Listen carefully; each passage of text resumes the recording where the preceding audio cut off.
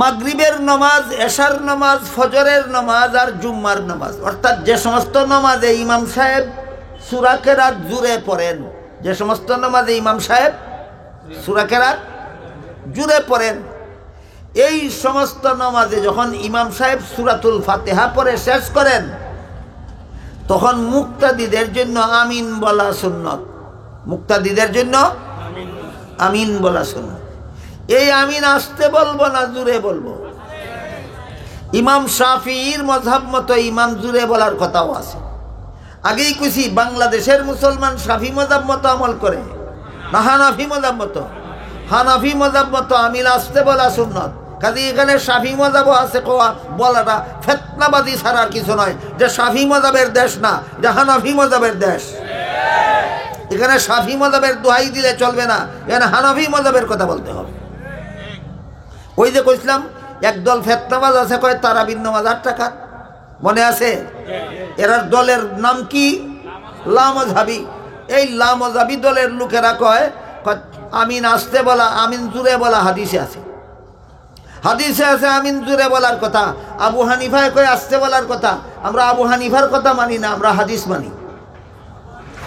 হেরা কয়, লামাযহাবীরা কয় আমরা আবু হানিফার কথা মানি না, আমরা হাদিসে আছে রসুল আমিন জুড়ে বলছেন, আমরা হাদিসে যা আছে তা আমল করি। এবার শুনুন, যে হাদিসে আছে রসুল আমিন জুড়ে বলছেন ওই হাদিসটার আগাগোড়া শোনাই। একজন সাহাবীর নাম ছিল ওয়াইল। কি নাম? ওয়াইল। বাড়ি ছিল ইয়ামান দেশে। বাড়ি ছিল কই? ইয়ামান দেশে। তিনি বলেন, আমি মুসলমান হওয়ার পরে আল্লাহর রসুল আমাকে একাধারে 20 দিন সাথে নিয়ে নামাজ পড়েছেন, যেন রসুলের নামাজ দেখে দেখে আমি নিজের নামাজটা শিখতে পারি। বলেন ওয়াইল নামের সাহাবী মুসলমান হওয়ার পরে রসুল তারে সাথে নিয়ে নামাজ পড়েছেন কতদিন? কেন? রসুলের নামাজ দেখে দেখে যেন আমি নিজের নামাজটা শিখতে পারি। এই 20 দিনের মধ্যে 3টা নামাজে রসুল আমিন জুড়ে বলেছেন। 20 দিনের মধ্যে কত নামাজে রসুল আমিন জুড়ে বলেছেন? ওয়াইল বলেন 3টা নামাজে রসুল আমিন জুড়ে বলেছেন।